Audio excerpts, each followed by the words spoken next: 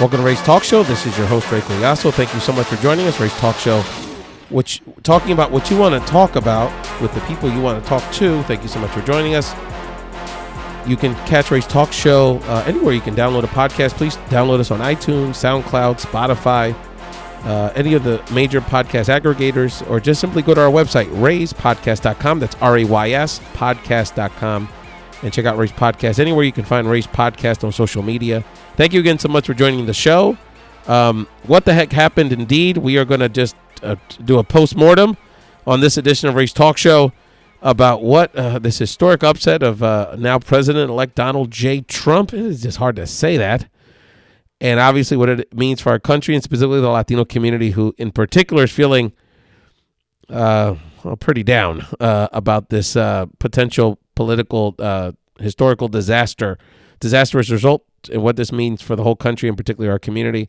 People that have been the first boogeyman of many that this man had throughout his political ascent.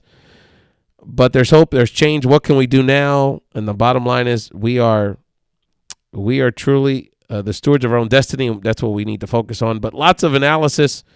It's going to start with some of my reflections on what did happen politically. How did the Latino vote impact what went down Tuesday? Sort of the postmortem of that. Where do we go from here? And some of your audience questions.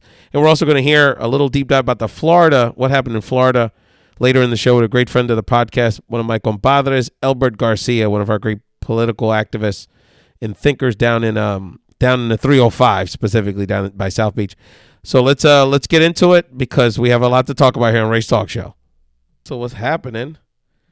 And you're on Ray's Live Birthday Edition. Yes, it is my birthday. And now that all the kiddies are in bed, thank you so much for my wonderful wife and children for a wonderful birthday celebration today. Well, not really a celebration. Hey, Julie, how you doing? We're going to talk about it, girl. Give me some comments. I know Julie got a lot to say today. There's no doubt about it. She's been breaking it down. Let me tell you something. I figured I have to do a Facebook Live. Luis, mi catracho que manda en Miami. That's my man right there. I know he's watching those CONCACAF qualifiers. I saw Brazil was beating up. Thank you, Julie. Thank you so much. I saw Elvis. ¿Qué pasa, papi? I saw Brazil was beating up Argentina in soccer, and I was thinking about you, Luis. I know you were teasing our homie Alex. But anyway, hey, Caroline, how's everybody? Thank you again. I'll tell you, the birthday shout-outs today really reinforced my faith in humanity, at least the humanity of my friends and the people I hang out with. We'll see about the rest of them. I have to still pray on that. But it's really cool. So just so everybody knows why I have this cute microphone in front of me, what I'm doing, just to sort of be efficient with my time, is I'm actually thank you, Dina. This is actually going to be part of my podcast, which I'll release tomorrow. So we'll kill two birds with one stone, right? So for folks that may have missed, hey, Joe, how you doing? For those that may miss part of this conversation, because it's getting a little late, you can want to listen to all the audio. You can download the podcast version of it. And what's also the bonus on the podcast, I taped earlier this evening an interview with Elbert Garcia, one of our friends in South Florida, working with people like Luis and other friends in Florida, just sort of get his perspective. ¿Cómo está, Jose? A lot of people hanging out on a Thursday night. I guess people have off tomorrow. Thank you, Maria, a great friend of ours from the Chi. Congrats to your Cubs. So you can definitely listen to kind of a little deeper dive into the Florida piece about what happened. I'm curious about Luis's thoughts on that, and maybe we'll get into it on this show. But again, this is a Ray's Facebook Live, Ray Live, and for folks not familiar with the podcast, listening to this, Que Pasa Candy, my homegirl, holding it down, in every way possible. You can check out the podcast version of the show by downloading anywhere you can get a podcast, iTunes, Spotify now. I know a lot of my folks like the live streaming audio, so music, check me out on Spotify, SoundCloud, everywhere you can listen to a podcast, or just go to my website, RAYSpodcast.com. That's rayspodcast.com. So let's get into it. I'll tell you, I felt on Wednesday, I hear you, girl. I felt on Wednesday that I was many of your political therapists, because by about 7:30 in the morning, and I'd gotten, I don't know, an hour and a half of sleep, I had maybe 3 voicemails, a couple Facebook messages, a couple texts, and just some out and out, public callings on Facebook and other social media about what the heck happened. And I'm kind of toning it down for the children in the room. And I'm still trying to figure it out. I think we're all trying to figure it out. Obviously, the data geeks didn't have it figured out. Nope, not even Obama, not even Trump's internal polling had this figured out. So we're going to get into a little bit. Hey, brother, good to see you out there, William. Sorry about that, Luis. Well, we immigrants never have a day off. It's believe me, I'll work harder tomorrow because my wife will put me to work. There's no question. I'll get plenty of stuff done in the house tomorrow for sure. But today, so let's get into what happened. I mean, on a personal level, it was devastating. I mean, it's this guy really. I mean, if you just go by what he said he's going to do, it's very scary for people from our perspective, and just thinking about what it meant to. I mean, look, scary for me on some degree, but particularly for people that, whether they're immigrants, particularly if they're undocumented immigrants, or people that just have a certain profile. Thank you, Melanie.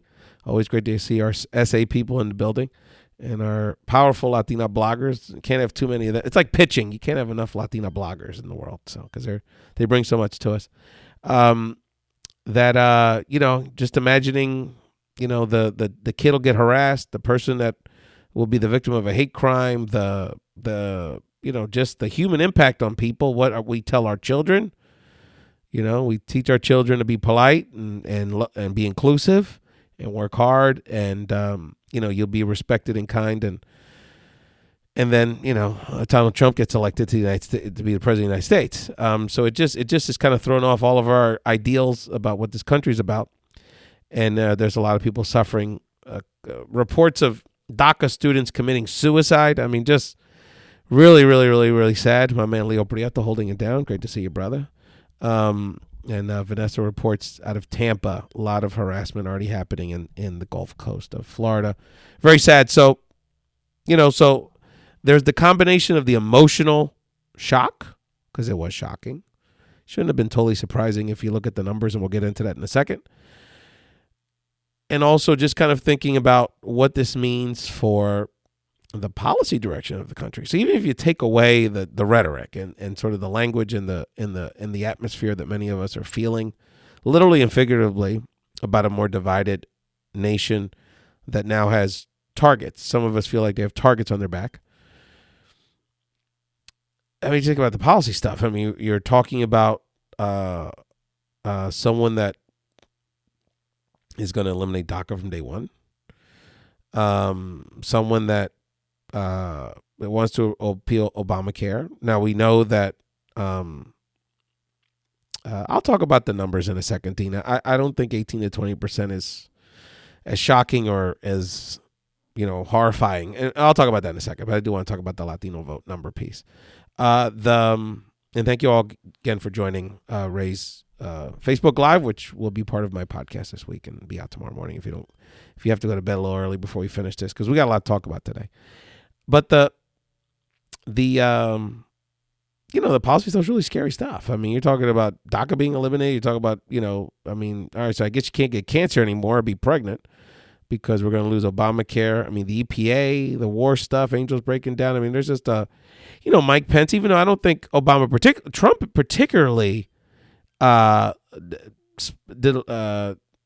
spoke out much in a sort of anti-LGBT issue way, but Mike Pence has been talking that game, and I noticed the LGBT community is particularly scared about what this can mean from a policy perspective. That's going to be interesting to watch, but Pence alone being so close to being the president as the VP and the potential influence he can have steering the administration in a harder right direction is something that I know a lot of people from a civil rights perspective, in a particular LGBT perspective, are concerned about. So just what this means for the policy stuff. I mean, que pasa, Chuck? Chuck's out in L.A. I wish I could just have you jump on, Chuck. You got a lot going on. Another Latino podcaster, by the way. How you doing, Chuck? Chuck's doing better than most of us, for sure. Great job this cycle, Chuck. Really kicked ass. But so there's just a lot to I mean, besides the shock of it, what this means for our country, of course, it compounds by the fact we have a Senate and Congress controlled by Republicans, which frankly I'm not surprised about. I had predicted on the last episode of Ray's talk show that this Republicans would keep the Senate. I didn't see the math with the states we were talking about. Oh, thank you, brother. Appreciate you. But now we get into what's next, right? So, thank you, Candy. Not as popular as you, my friend. But just real quickly on the analysis, I think the first thing from analyzing what happened, particularly from a Latino voter perspective, you have a good memory, Angel, was that it's not our fault. So let's take the burden and any sort of guilt or any sort of, any of that, any of those emotions out of this. Latinos came out in gangbuster numbers in the states where we make a real impact, in those key swing states, particularly Florida and Nevada. There's not much more we could have done. And I'll talk about that from an investment perspective. If it wasn't for our folks in Nevada, that would have been another state that would have fallen. We came out. And I think that considering that all of our efforts, whether they're party-directed, Clinton campaign-directed, C3 direct, 501c3 directed, 501c4 directed, PACs, whatever, if you add it all up, it was all under-resourced, particularly on the front and back end when it relates to when we could have had early resources to it didn't take a freaking genius to know, wow, it'd be a good idea to register these Puerto Ricans coming from the island to vote in Florida if we're looking at a potentially down the line, electoral victory in Florida down the road. And the fact that Latino organizations had to beg and plead and rustle up a tin can and still got very underfunded. Despite that, the kind of yeoman's work our friends in Florida did in particular to register Latinos to vote, particularly the Puerto Rican community in Central Florida, which came out in strong numbers at the end of the day. And then on the back end, down the stretch, while I wasn't in every state, I got around a little bit. I got a lot of eyes and ears looking out for me in Florida. I spent a fair amount of time in Las Vegas this cycle, and I spent obviously a whole lot of time on the ground in Pennsylvania. And just in those 3 states, Ernesto, what's up, Bobby? In just those 3 states, I can tell you the Clinton piece fell real short when it came to Latino outreach and Latino money. Of course, until the end when, they pay their high-priced consultants, which are almost all run by white males, to put TV ads up. And so, the bottom line is that, you cannot assume our vote, and you cannot expect us to turn out in numbers, exceeding numbers unless we are resourced. And so, looking out for you in Arizona. That's right. Oh, Brad, we're looking out for you guys. Always great to hear from the McIntyres. So that's a bigger question. And again, in the part of the show, when you listen to the podcast version, Elbert Garcia breaks that down a little bit more. But the bottom line is, what we did in Florida was basically a miracle with the kind of money we had. And so whether it's progressive donors, whether it's the Democratic Party, which I know certainly has a lot to be desired in the state of Florida, and a lot of these states we're talking about, that lack of infrastructure, particularly servicing diverse communities, which are in many respects carrying the Democratic Party at this point, to be relevant. There's a lot to learn, and why Latino organizations have to beg and plead for pennies in Florida to register, particularly Puerto Ricans and Latinos in general, younger people to vote, is just, it's insane. So it speaks to some of these bigger issues. So look, again, it's not our fault. It's not our fault. And I would say that from a political perspective, look, we all know Secretary Clinton was arguably the most qualified person from a pure resume perspective for that job. No question about it. Secretary of State and a senator, no question about it.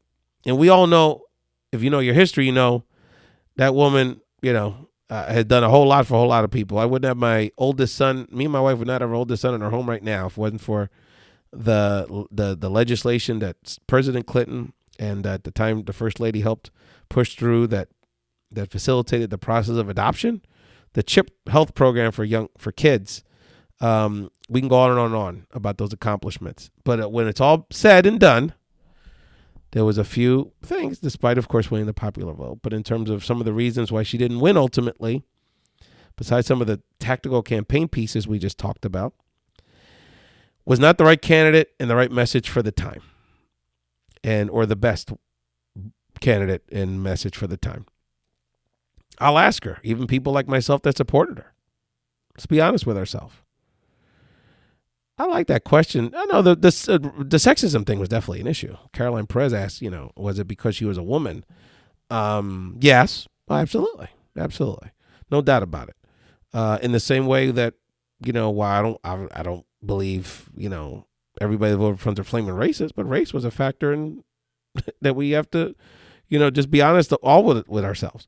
But if you really boil it down, what was the dominant theme of her campaign? Dominant theme was, vote for me because I'm the most qualified, and this guy's a clown.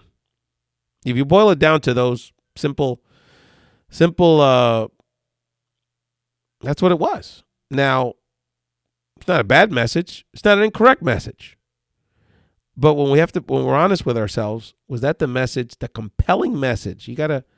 Was that a compelling message? Was that a message that was really how the country or enough people in the country were feeling?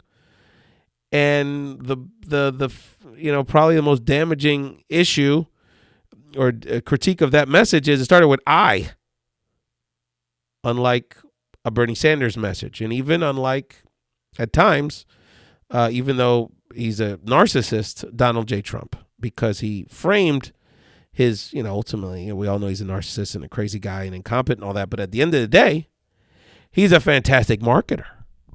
And for a marketing 101 is you listen to your audience and you give them your customer, and you give them what they want. And when we break down what he was selling, it boils to two things. He addressed the anxiety, the economic and cultural anxieties of his customers. The economic anxieties, so he talked about, bringing back those jobs that left, the industrial Midwest. And those jobs did leave. And as a country, and particularly as Democrats, over the last 20 years, starting with NAFTA, that we haven't addressed that issue enough. And that's not our fault. And that's something that is not our job to correct. It's the Democratic Party's job to correct, and our political leadership to correct on that level. And of course, the cultural fears, which is the part that obviously is very sensitive to many of us, because we kind of, we are what you fear on some level, whether you want to admit it or not. But he addressed it, and he addressed it in a way that was succinct and hit people in a certain way. So while, again, I don't think any of us believe there's, 50 million people that are, all these voters are flaming racists. Let's be honest with ourselves. It spoke to the insecurities of people that feel like economically and culturally the country's sort of passing them by. The values of, the conservative values around gender issues, around sexual orientation, around diversity. They're feeling like they're being pigeonholed as old school. How would you say, hey, Cindy, old school or ignorant or, and belittled and forgotten about. And he spoke to those anxieties. That being said, if she had presented a clearer message and made it look like she felt it more, because even she was saying all the right policy things, if you dove in, if you went into page 17 of her website, she actually has plans to address these issues, but it wasn't a coherent message.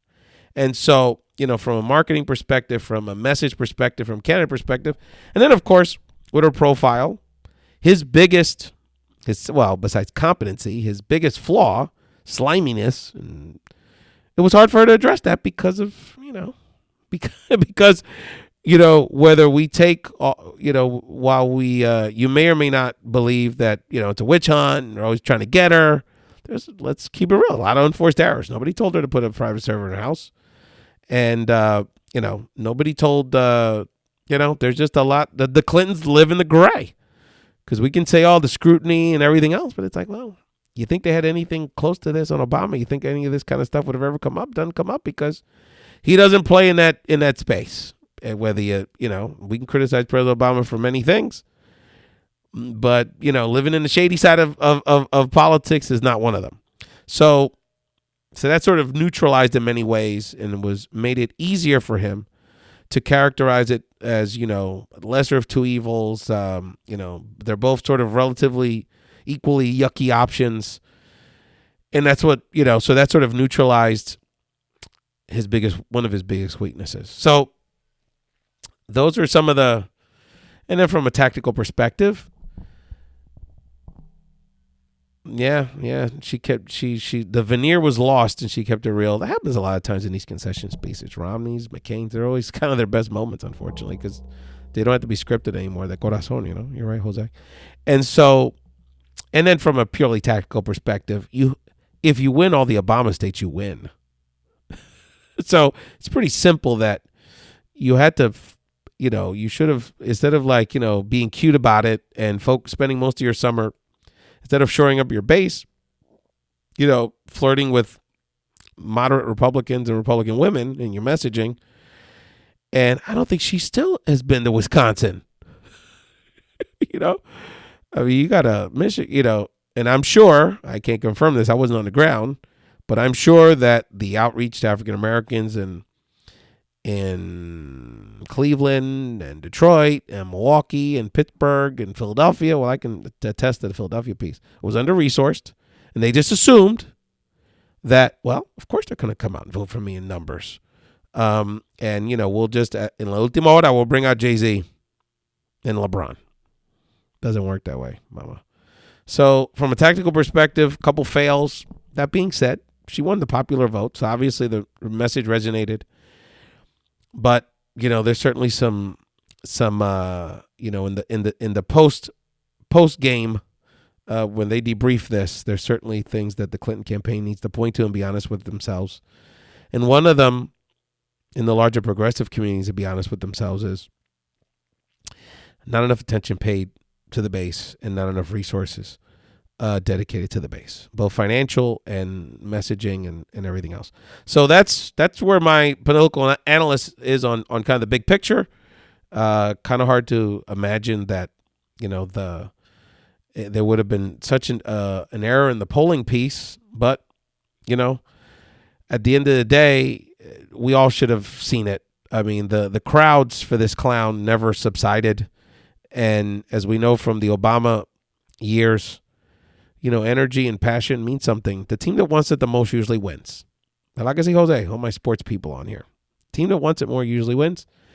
And while, many of us had a great sense of urgency as much for defeating him as her winning, the candidate and the campaign that really hit the bullseye on the message and the customers that they wanted to hear, ultimately got a stronger reaction from their base. So again, you're for those listening to podcast listeners, talk show.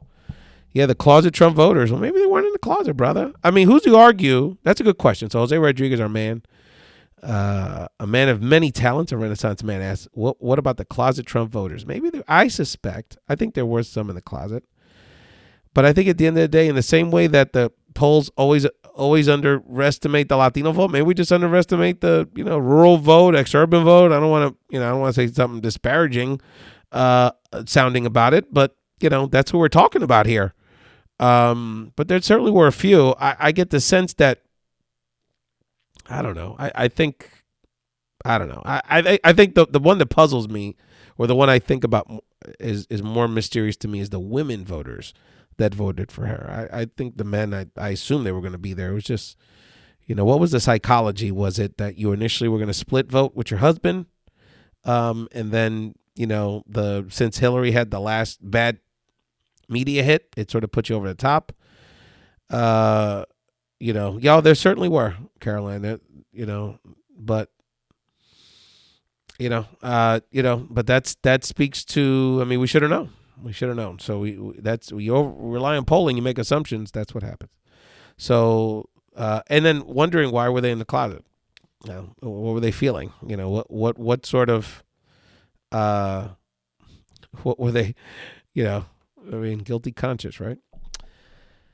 But let's get to so what's the next thing here? So Ray's, again, for those that want to hear the whole this whole episode, check out rayspodcast.com. And you can always email me at podcastrays@gmail.com. That's podcastrays@gmail.com. And again, thank you so much for joining Ray's Live. A lot of people on here on a Thursday night. You must not have work tomorrow. Congratulations. And thank you for joining me here today. But getting to kind of, I did want to talk about the Latino vote. So initially, the mainstream media reports in sort of the postmortem, I think it was NBC, and I think it was one of the other major media networks, ABC or CNN or CBS, one of them. Their initial analysis was that there was one poll that we had 29% of the Latino community voted for Trump, which means 70% plus voted for Hillary, which is pretty dominant. And then the other number was 27. The day after, Latino decisions are homies. Wow, a culturally competent Latino pollster firm that actually understands the Latino community. They're actually Latinos. Wow, that's what a novel thought. Engage people that from a community to better understand what's going on. Their polling numbers are, I believe, at 18%. Look, if you split the difference, I think we're definitely a lot closer to the 18% line, and most Latino activists are. If you split the difference, let's say we're in the low 20s, 22, 23, probably somewhere in there. I'll even accept that that's probably close. So I think the bottom line is this, that you literally could run an antichrist, and some would argue the Republicans did. And I think Republicans get 15% of Latino vote. There's nothing you can do about it. And I think the biggest factor, going with Ruby, congratulations with the baby. Beautiful baby, beautiful family. Ruby Pacheco and her husband. Those people hold it down for us out west. I'm going to talk about the Bernie piece. Jose, you're on it, man. You're on to my next notes. Definitely. Because I think there's just I don't know if it's 12%, 18%, something in that range. There's a chunk of our community, God bless them, who are fervent Christian or conservatives, Catholic conservatives. And they're one issue voters, abortion. And again, it doesn't matter who's running. Literally, Donald J. Trump could run for be a Republican. They're going to vote the Republican because esa la conciencia de esa gente. And you know what? That's a hard, you ain't going to change their minds. So I don't think we have to spend too much time sort of dissecting that or trying to analyze that.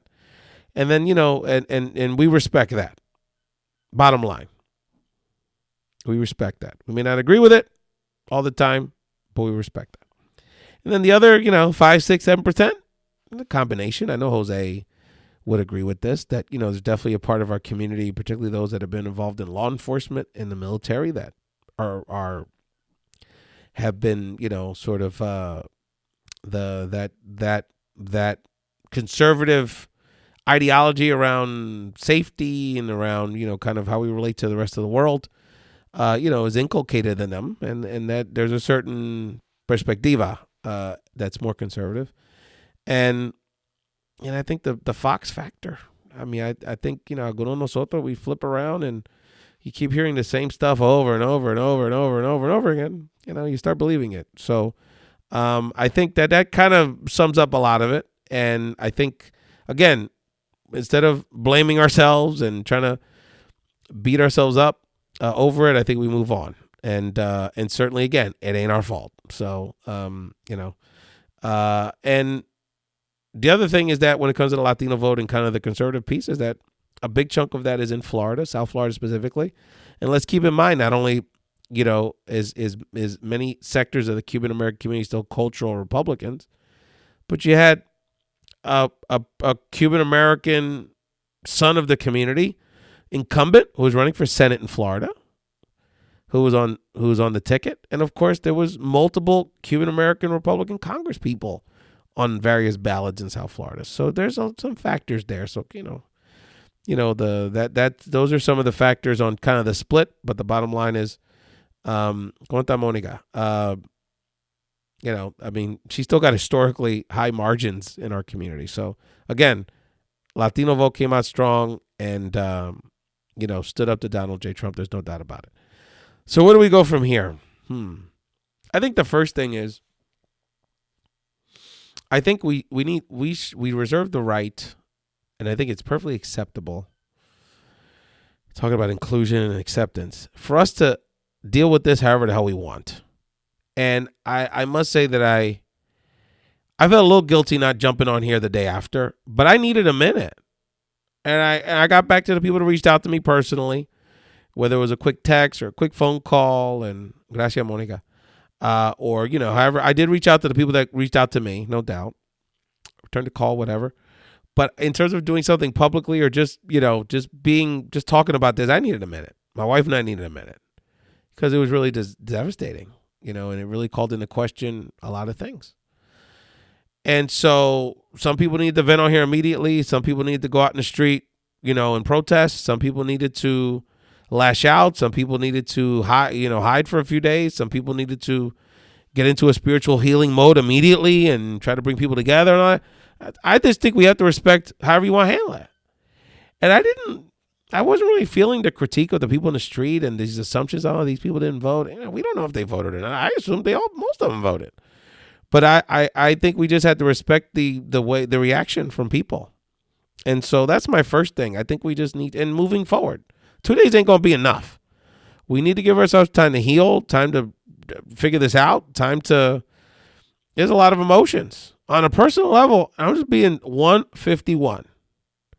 I know that the people, look, and I don't know if it was 92%, 97%. I mean, basically, virtually the entire voting population for Donald J. Trump were white people.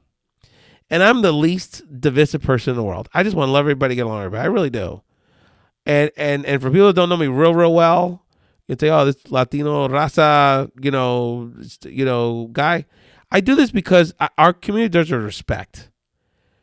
And it's been, since day one of my life, I've seen a whole lot of disrespect.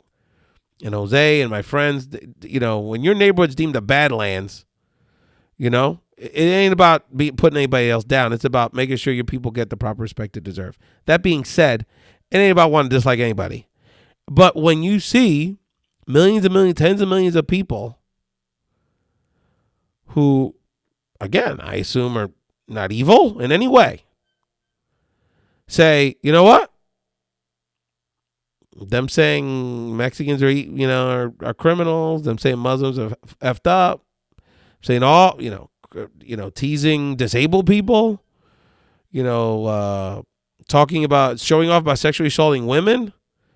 It's cool, but my economic and political and cultural insecurities trump that, pardon the pun, then pardon me if I question your ethics and how you truly feel about me, my family, and my community.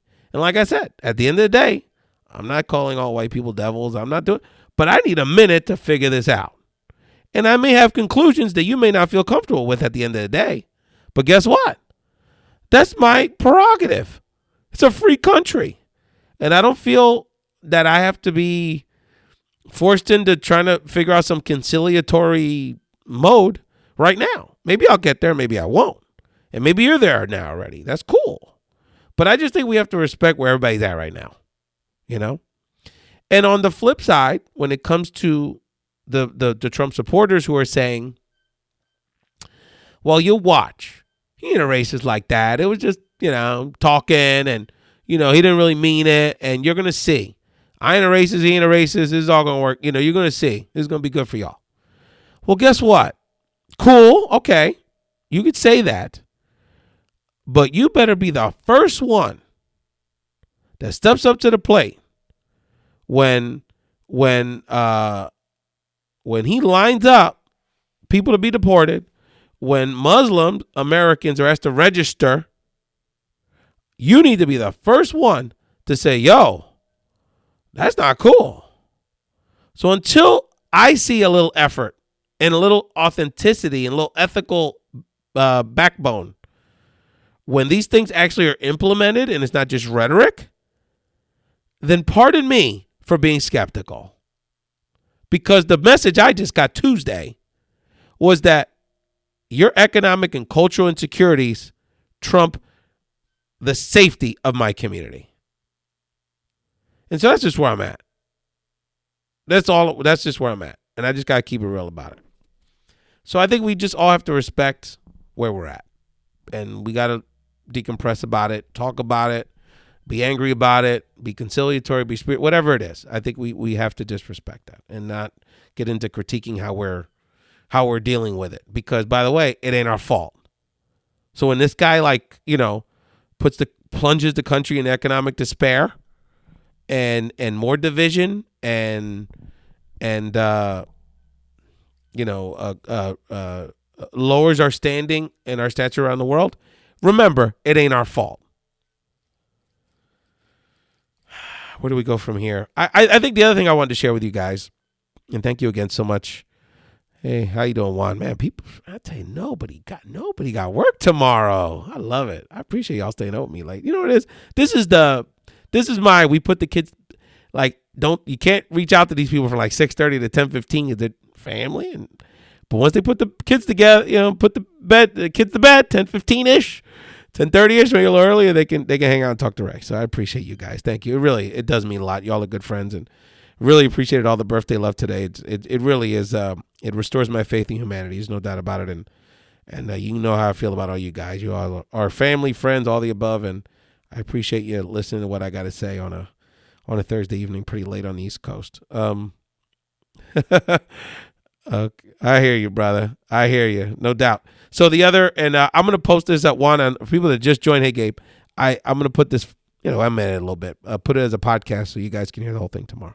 And in one of my homies in South Florida, Elbert Garcia, I taped something earlier on audio to dive a little deeper into the Florida stuff. So I know you'll be interested in that. And I have to have you on soon to talk about Florida and all your other interests. Juan, man, another Renaissance man I'm hanging out with here today. And Gabe, my homie, I think Gabe, is Argentina still getting smacked in soccer tonight? I saw 2-0. Neymar dominating you guys.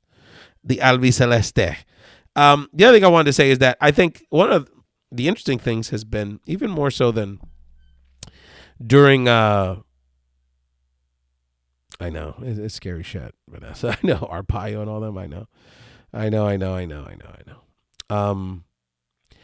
other thing I want to say is that there's so many of you that I've never seen this much interest in politics before, frankly, and not so much people watching this right now, but just in my extended network. Even there was so much positivity around the Obama era, and there still is as he wraps up here this phase of his life and his career, because he needs to stick around to help us with this guy coming in general in his civilian life. But so I just say to those folks that really got into this and are really feeling this whole thing pre and post, is that we need you to stick around. It's clear from an investment perspective that, there's no part of my language. There's no white knight, progressive white knight that's going to come in and fund this effort that's going to take to fight this man off and this administration off for these 2 years at least. We have to do it ourselves. I know we got some good people here, Monica. So I really ask everybody, to get more involved. And, this is, and for those that gave me props today on the political work that people like me and Monica did, I really appreciate it. But I have, let's keep it real. I get paid to do that. So I get a paycheck for it. So as much as I love it, and I probably would get a bigger paycheck doing other things. I don't want to take much kudos for it, but this is another way I can contribute that pushes it a little bit more, right? So I ask all of you to just think about in your lives what you can do, and maybe this could be a vehicle for us to do some things together. And if that's something people are interested in, we can figure that out. Maybe there's a private Facebook page that we can continue conversations. I know me and Monica Parrilla, who did a fantastic job getting out the vote with Latinos in Pennsylvania. We did everything we could. It wasn't our fault. We can talk about how we can start building on this to do some other things together locally or in other parts of the country. We're down with that. We can certainly facilitate, but we need all y'all brain power. We need all y'all, frankly, on some levels, we're going to need people to contribute financially, because there's certain things you just need resources for. And we just need you involved, because this fight has to be fought on so many fronts. I mean, we're talking about the health, Obamacare. I mean, I know there's so many comments on the Facebook page here. around, people like Joe Arpaio potentially be in the cabinet, Chris Christie be in the cabinet, Rudy Giuliani being the attorney general, who he would pick potentially as a Supreme Court nominee. What's going to happen to these young people? Who's to stop this man? Even though I don't think legally he can do it. But I know people like Juan and all of us politically oriented and immigrant that understand immigration, understand at the end of the day, what's truly stopping him once he signs the executive order to eliminate DACA from using that data to deport these kids, these young people. It's real. Who's going to stop him? The Attorney General Rudy Giuliani from doing an investigation? So what happens in the next Democratic administration 12 years later? We find out after the fact. It's scary. That's scary. And so, thank you. You're right. Well, Juan, you know better than me, bro. That's for sure. So these are the kind of things we're going to have to fight tooth and nail on this guy. And so again, we all have to do that. And we have, 70-something days to prepare, 70-something days for all of us to reflect on what we can all do. And again, don't have to be big, but it's got to be something.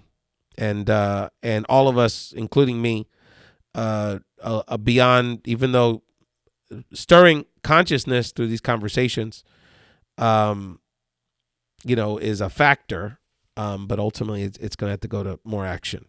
So in terms of, those are next steps, and those are things we should be thinking about.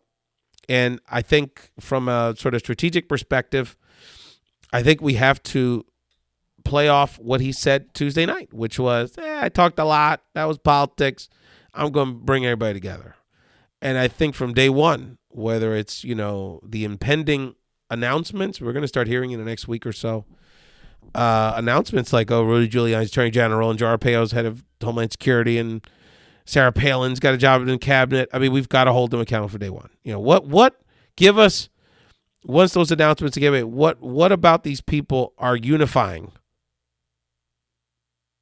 And we have to be on in a very proactive, methodical, report, accountability effort against this man from day one in this administration. Because there's a civil rights element to this in terms of the fears I have about this administration. And that's obvious, right? It's frightening what could happen. There's a civil liberties element of it. I think the biggest threat to our country is the threats to, frankly, to the press. That's the thing I'm the most concerned about, frankly. And then competence. One of my concerns, you can be a right-wing ideologue, but you can be competent in doing your job. When I hear names like Joe Arpaio, Chris Christie, Rudy Giuliani, Sarah Palin, I don't hear a whole lot of competence in just running the government day to day. For those that live in New Jersey, we know Chris Christie doesn't. He's a total disaster. In terms of just running the government day to day, and think about how, it starts from the top. Donald Trump's going to be the least active president. I know Ben Carson is like ideal meal. He's going to be taking 3-day weekends every week. He's going to be in Mar-a-Lago, whatever that is. He's going to be back in his tower. And the rest of the administration is going to do the same thing. They're going to be playing golf with him. They're going to be, they're going to sign off on crazy stuff and close early on Friday. So, that's, that's just a triple combination of concerns I have. So we just got to hold these people accountable from day one. And it's, we got to do it together. We got to build our own institutions, strengthen our own institutions. What do you think about the lack of candidate options? Are you referring to this past cycle or 2020 options, Caroline? Because that's certainly a factor. I appreciate you, Hector. Thank you. Democratic bench is weak. It's short. The names we're talking about, Elizabeth Warren. I like Elizabeth Warren. I think she would have probably beat Trump because I think it would have been a bad matchup for him. Because I think she had the persona and, quite honestly, the clean record that would have been hard for him to play off.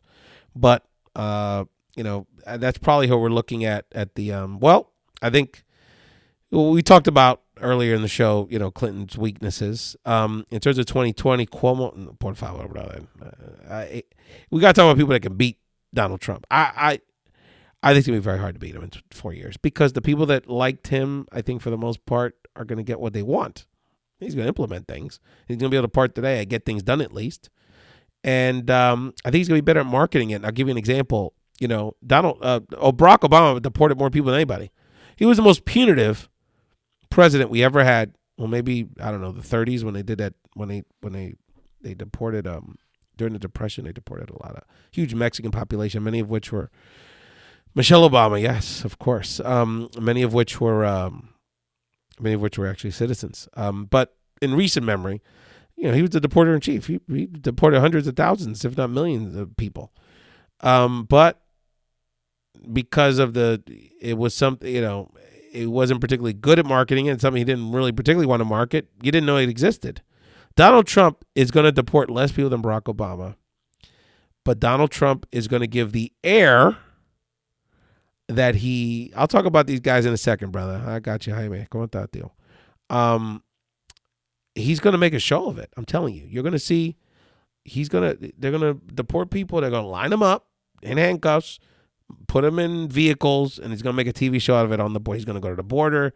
He's going to build a few miles of wall, and he's going to be in front of it, and it's going to be a big show. And he's going to make you feel like, and he's going to make his fans feel like he's doing it, like he's fulfilling his promise, even though the data is not going to nearly match the hype. That's all going to happen. So I think it's going to be difficult in general to beat him in 4 years. Cory Booker, I don't know. I think a lot of people that's going to feel like, poor man's Obama 2.0 kind of thing. Julian Castro, the bottom line, I think this is the era of celebrity. And so I just think in general, unless you're a celebrity, whether it's a political celebrity like Obama or Michelle Obama, or a literal celebrity like Mark Cuban, I think it's very hard to beat. It's very hard to be president anymore, just because it's the age of technology, the age of media is so dominant. I mean, look who just won the presidency. Guy ran a reality TV show.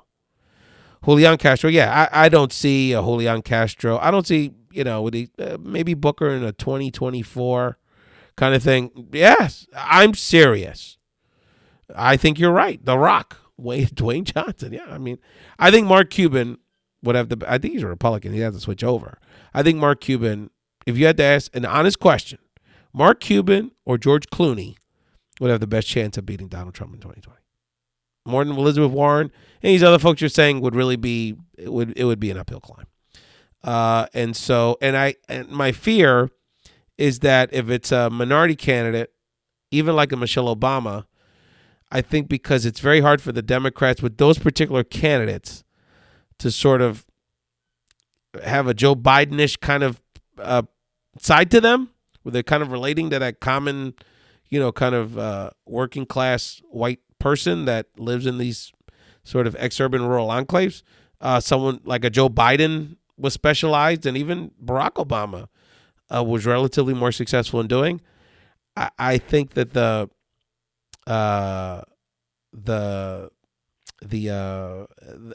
white populist movement hardens for the Republican. So that being said, thank you, Sylvia. That being said, I think that's a challenge. So, that's where I'm at. I think unless it's a rock star, and maybe Michelle fits the bill, she certainly would. She certainly would get us excited. That's true. That's true. I just think it's an uphill climb. So, but thank you all for the questions on that. The other question was, hold on for a second. The other question I got was, would Bernie Sanders have won? Yes. I think Bernie would have won because Bernie had a clear message that would have resonated with this group that flipped, the Democrats that typically people vote Democrat in Wisconsin and in Pennsylvania, and those kind of places. And again, he would have had the moral high ground on Trump because he's clean. He's trustworthy Bernie. There's nothing dirty about Bernie. He clean. So nothing gray about Bernie except his hair. He's clean. So I think he would have won. Absolutely. And of course the millennials would have been excited, and they certainly were excited. That's right. Energy would add energy. So maybe that goes against my thought about the TV star thing. But hey, he had a clear message.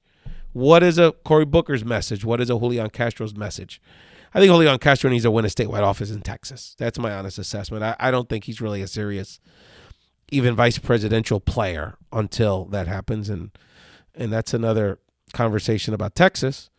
But I think that's where that's at. The other question, what was the other question was from our great friend, from a colleague, Day and Night, Brenda Gonzalez, about I think it was from the Tamarindo podcast, and I don't have it in front of me, but oh, absolutely, brother. It was something to the effect of, basically, how do we sort of balance, how do we, I think Joe Biden would have beat him too, by the way. Yeah, Julian's not there yet.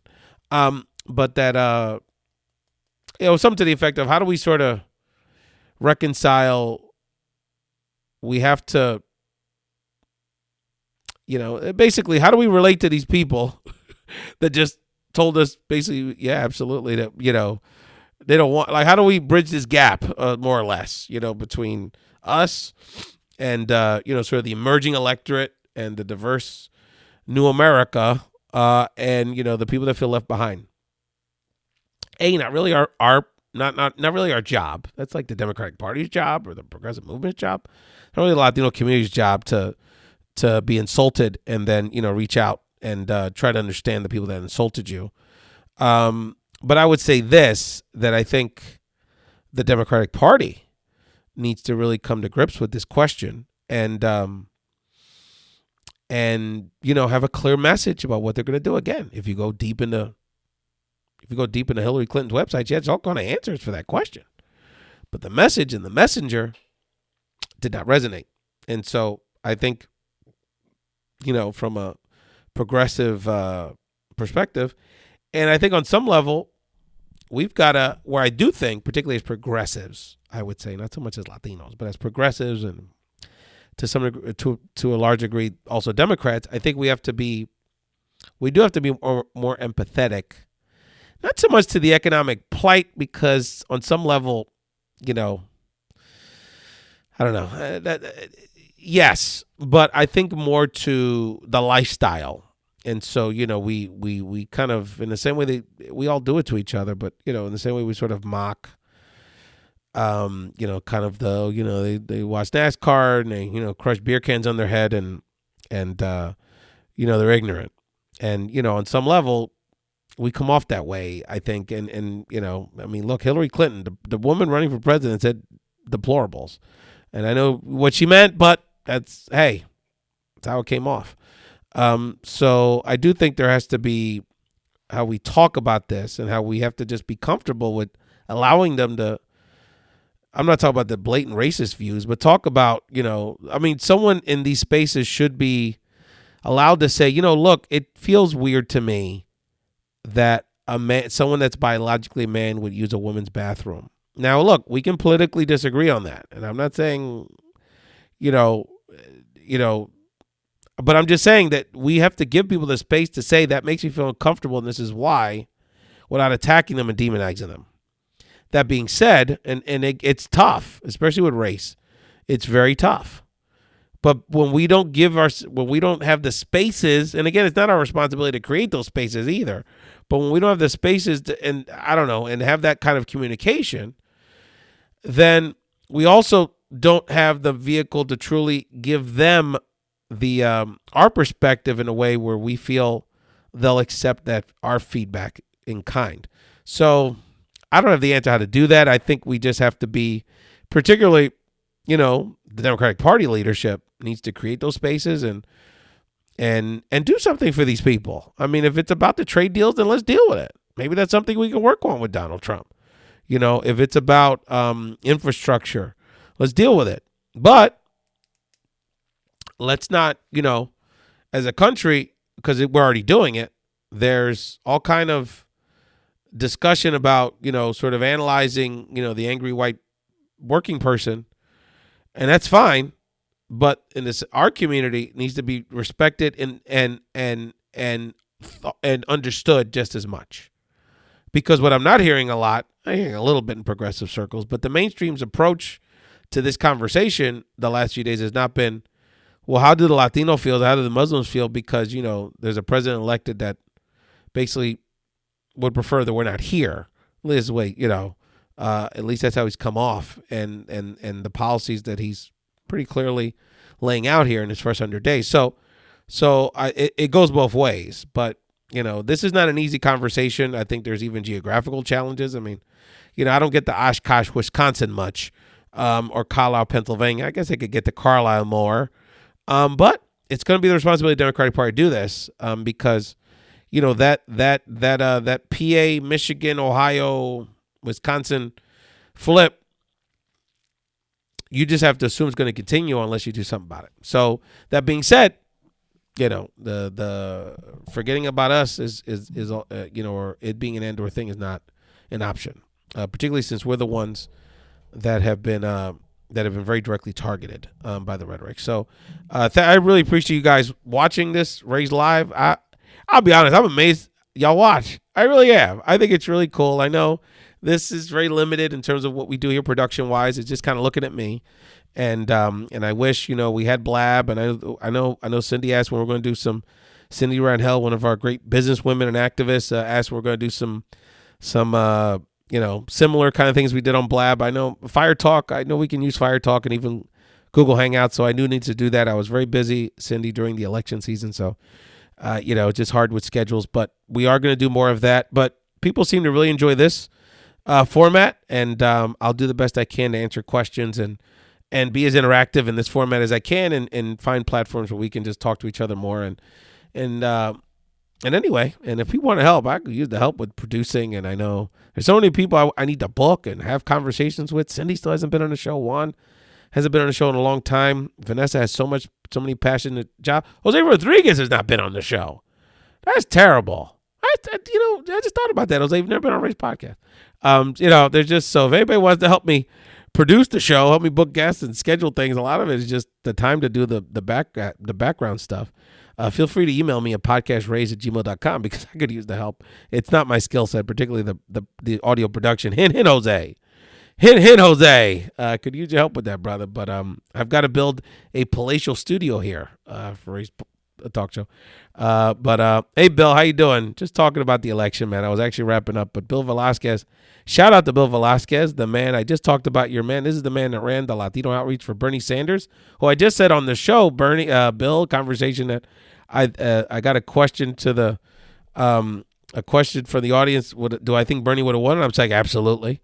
And we talked about that. And, the full conversation will be on the podcast version of the show. And Bill Velasquez ran the Latino. Well, he was a deputy political director for the whole thing, but obviously politically directly overseeing the Latino portion of the For Our Future campaign, which is a great collaboration, which needs to continue happening on whatever level it can, because we need that kind of collaborative work, outreach done even more so now. So much respect to you, Bill. Hope all is well. And you're decompressing, and we talked about that. We have to give each other space to decompress about what happened in their own way. You can get angry, you want to walk around protesting, you just got to chill out for a second. It's cool, as far as I'm concerned. But Jose, to wrap that up, man, you got a lot to share, man. So besides the technical thing, Jose, we just need your vision, brother. Especially your spiritual outlook on things. People get a lot from. So again, I'm going to wrap it up. It is my birthday again. I really, really want to thank. I think I got 200 shout outs. It really is touching, and I know many of the people that are watching this now gave me a shout out earlier today. It really means a lot. And again, I know, and that's probably the biggest frustrating thing, and maybe this is the last thing we'll talk about real quick, is that the biggest frustrating thing about this whole thing, and one of the reasons I just wanted Donald Trump out of my life after Tuesday, was that the negative, this repressive kind of atmosphere and conversation. Hey, Mia. Cafe Mia, much respect to our businesswoman there, Mia, with her coffee. You got to give me an offer code, girl. I want to say help hack your stuff. Because I just want to focus on the overwhelming majority of people in my life and in our lives that are positive, wonderful. That's what I want to focus on. I want to focus on all y'all and celebrate y'all, collaborate with y'all, highlight y'all, just live in that space. And I think on a personal level, that's the most frustrating thing. It's like, now we got to keep messing with this guy, and and I think beyond who's in the White House and the political rhetoric and other things, I think just that's what we have to focus on. We have to focus on the goodness and the talents and the love that and the energy we feel off of the good people that are the overwhelming majority of people in our lives. And so, I get frustrated, I get mad, and then, I take my kids to Bounce U tonight, and it puts it in perspective. There's so much more to live for, and there's so much more good in the world, and the good around us, particularly the people around us, and the talent around us. And so I just want to leave you all with that thought that that's what we have to hold on to. That's what we have to focus on. And, if we focus on that and realize how we can do this together and not feel like we have to put the whole weight of the world on our shoulders, and we all do our part, which is really important, particularly my people that aren't political day and night like I am. We need y'all help. We can't. Look how tired I am. I mean, the handful of us to do this, all 100%. We need all of y'all and to just do your piece. That's all we need, and your continued support and your brain power about how we're going to figure this out. Because I don't think anyone's figured out the strategies. It's the many strategies it's going to take to deal with this moving forward. But again, we got each other, which is we couldn't ask for anything better. Thank you all so much. Last thing, real quick, like to do my shout outs. Philly's own Eddie Alvarez is defending his UFC title against Conor McGregor. So wanted to note that there's a Philly Latino that's a UFC champion. So we not only have our homie Danny Garcia, who has a belt in boxing, is a boxing champion. He actually fights tomorrow too, I think, Saturday. His tune-up for his real fight, real fight he's had in a few years against Keith Thurman. Oh, absolutely, brother. We take care of everybody, man. No doubt, Ralph. Great to hear from you. You guys definitely need to see supported in our military veterans, no doubt about it. We're all doing this together, my friend.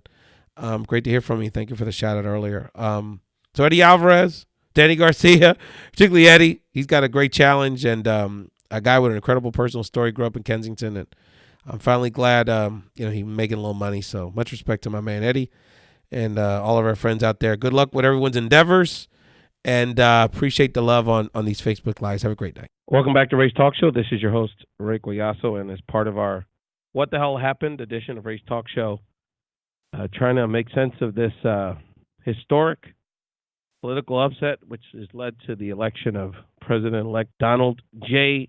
Trump, and specifically trying to figure out what the hell happened in Florida and his thoughts on this whole thing in general. A great friend to the podcast, one of my compadres, and one of our political leaders in Florida, based in Florida, Elbert Garcia. LB, what the hell happened? Hey, Ray, how you doing? Pretty good. I'm pretty good. It's a little late night here. I think everyone out here in Florida is trying to figure out what's going on. So, diving a little bit into Florida for a second for folks.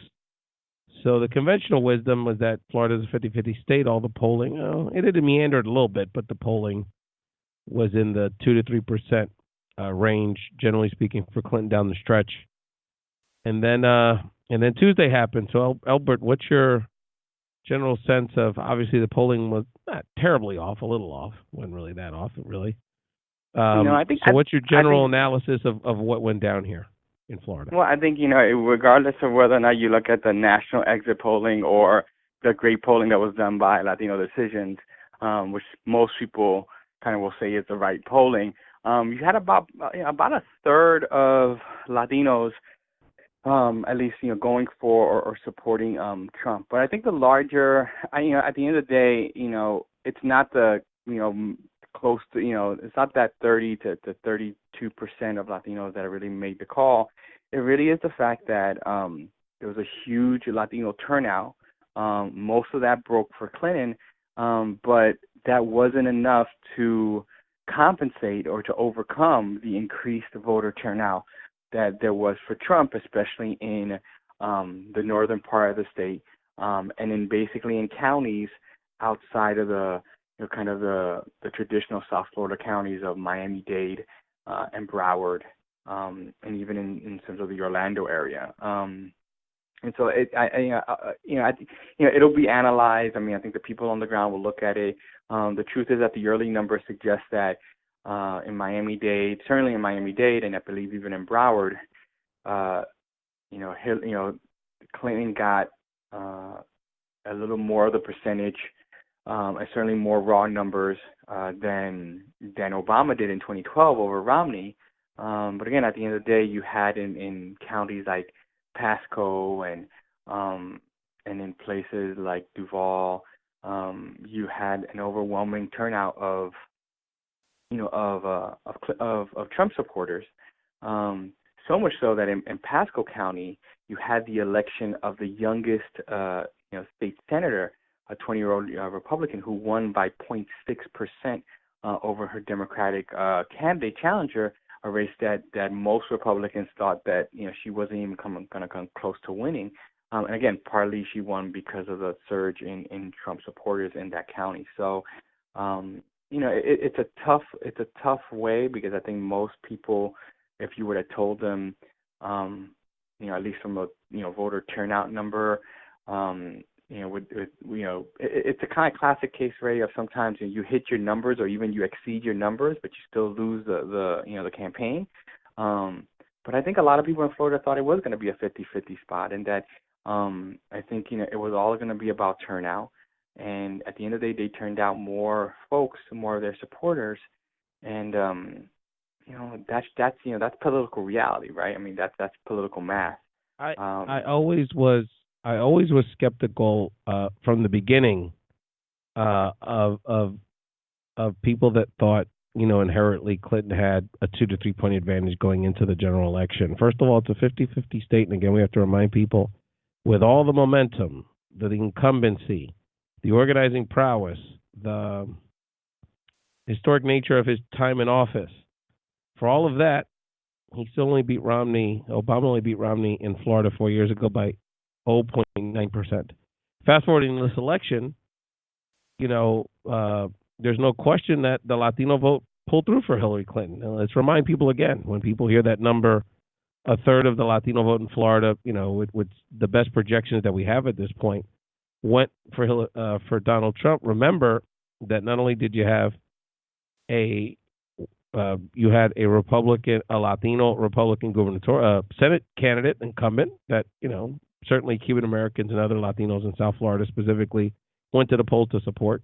You also had a competitive congressional race against 2 Cuban Americans in South Florida. So there was, in all of that being said, this was the first time that Obama never got over 60% of the Latino vote in Florida. So the fact that a Democrat was able to get 2/3, potentially a little bit more of the Latino vote in Florida is truly historic, and the trend is going in the right direction.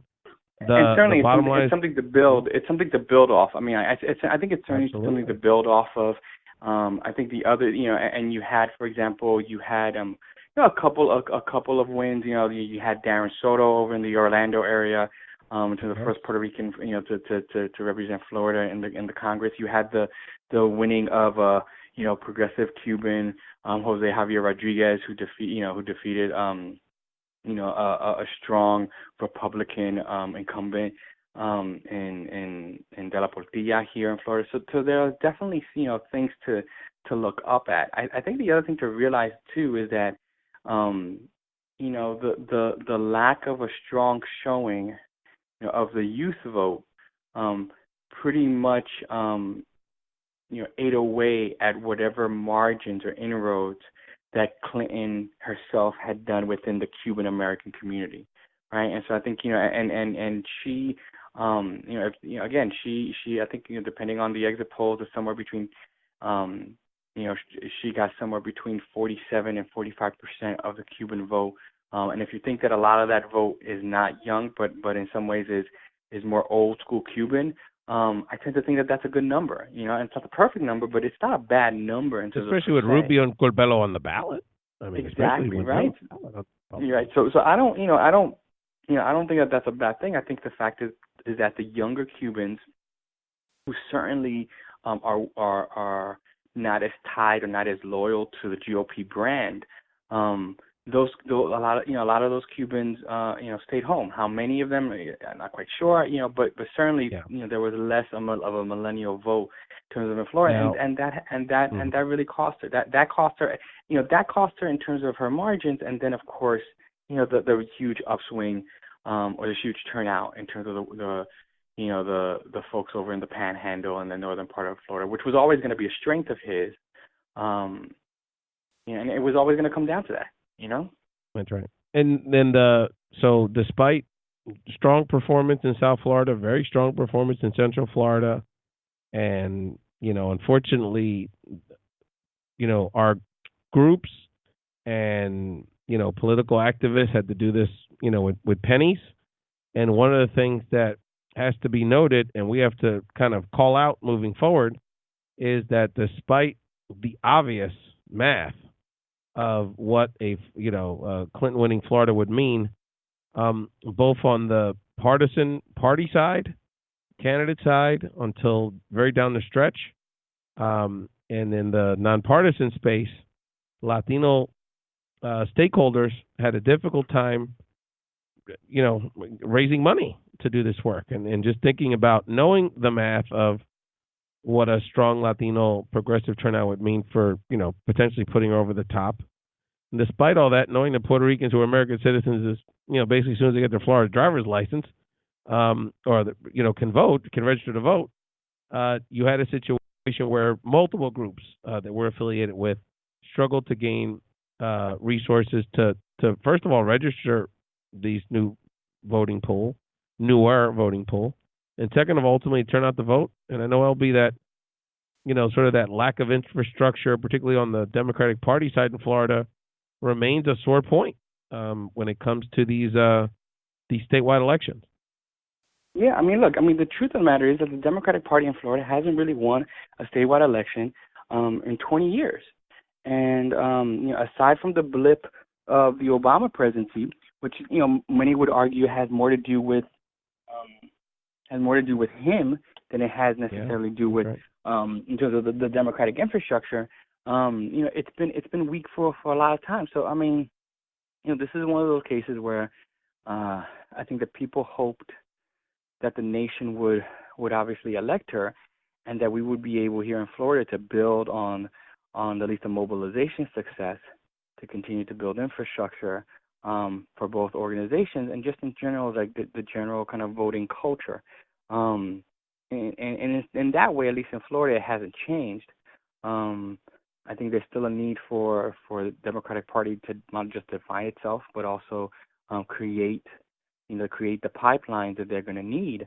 And they're going to have to decide. They're going to have to decide what kind of party it is. I know that a lot of people are afraid that the outcome of this election, means that Democrats, at least on the national level, might move away from appealing to people of color, and try to pit one group in terms of racially against in terms of the other, and maybe kind of turn to the right to try to appeal to this Trump this Trump working class. But I think there's also, the truth of the matter is that there's a lot of data even now that suggests that with close to 49% of the population not even voting at all, that perhaps what they need to find is find their own passion in what they believe in, as opposed to trying to grab onto somebody else, right? And I think it's Ray, you and I are both big sports fans, right? I think the Democratic Party, especially in Florida, has been guilty of trying to employ almost like a New York Yankees style way of building a club. Bringing some huge, big ticket free agents, grab them from other teams and stuff, and then expect them to kind of carry you to the pennant, with no real sense of long term, farm system development, right? As opposed to some other teams which hit rock bottom and then decide to rebuild up, latest case example being, the Cubs, right? Or even before that, the Red Sox and some of these other things. And so I think the Democratic Party in Florida has to figure out, or is in the midst of trying to figure out whether or not it's going to kind of, or even your 76ers, right? Hit rock bottom, get some draft picks, build the system, and potentially build a pipeline, right, for folks that not only heads into state office but also become national leaders as well. So very, very, but I think of the one of the things coming out of here is that I don't think you can fault all organizations or C4s and C3s in Florida for costing the Florida election. I think they overperformed in a lot of places, and they registered a whole amount of people. Latino registration went from 13.9 to 5.7% of the population, and so we've got to give younger people, especially younger Latinos, a reason to come out. But that doesn't mean that there's not a foundation built. And Elbert, just on a personal level, I know that this was a tough one for so many of us, and beyond just the partisan stuff, the who you prefer, but I mean, talk to us about how our folks are feeling. It's really in South Florida with such a large immigrant and Latino community there. There's a lot of people scared out there. We're hearing reports of DACA students committing suicide, students being harassed and teased at school, and this just started. So how are you feeling on a personal level? How are you talking to Nadia about it? How are you feeling about it on that level? Look, I think it's hard, especially going through this cycle, to work with so many great people, so many people who are bright, intelligent, and for just circumstance are either undocumented or are DACA students or dreamers, and to kind of fathom that on the first day of his administration, a president would basically sign away, in essence, the freedom and the economic and social possibility of these folks, is scary, right?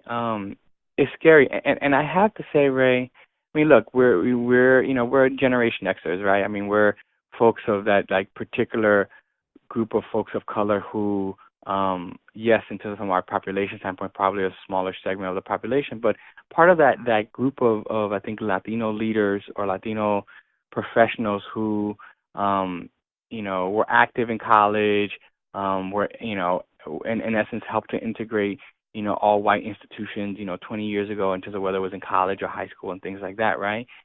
And yet there's a feeling in my mind, and I don't know how quite to put it into words, but it's like for a long time as Latinos, I think we have been okay with letting dreamers and the undocumented be on the front lines of this battle for civil rights.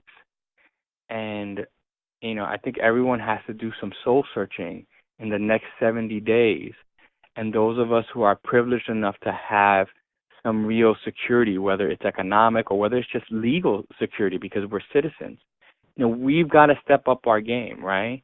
Because I think, we and obviously you and others, but I'm just saying there's a population, a huge population, I think, of folks who, who have to kind of step up into it. And I think you're seeing that, right? You're seeing that in social media and stuff like that.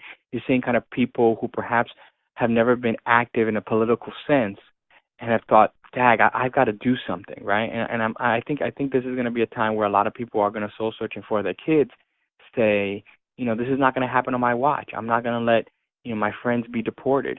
And I'm gonna fight for, and I'm gonna fight to defend them. I'm gonna fight to defend them, because they're in our communities, they're in our schools, right? And to hold people accountable for those things. I think my daughter, it was, they're certainly sad the first couple of days. And these are kids, first graders and second graders who, are worried whether, in some places worried whether or not they're going to see their classmates again. And that's, again, in places where there's friendliness, right? In other places you have, kids chatting about building a wall and doing those things. And I'm sorry, that really goes beyond partisanship, right? That really goes beyond partisanship to treat a child that way. And so I think, we need to step up and we need to hold our friends accountable, right? And that includes friends who, at this stage in the game, it shouldn't be a question of whether or not, if you're a Trump supporter, are you racist or not or whatever. You know what? I'll let the academics and the other folks decide whether or not the case. I want to know, are you going to stand by what, it's irrelevant. It's irrelevant. I mean, it's irrelevant, you co-signed on it. You co-signed on it. So whether you're race, I can't read your heart, but the facts are facts. This is what this man has said, and this is what this man has proposed to do. And the real question is, what are you going to do now, right? I mean, you've made a step, right? If you're talking in terms of Trump supporters, especially those people who said, hey, I don't really believe he's that bad. Granted, now you're in the position, right? And you're now in terms of see, what are you going to do if and when this man decides that he's going to actually follow through on what he said? What are you going to be in terms of that kind of position, right? And it's not going to be, like, I told you so, it's not going to be good enough. Thanks for listening to Ray's Talk Show. For more insights from your virtual Big Brother, Ray Collazo, and the Big Brother Ray community, subscribe to Ray's Talk Show at BigBrotherRay.com or on iTunes. To my rays of light, keep shining.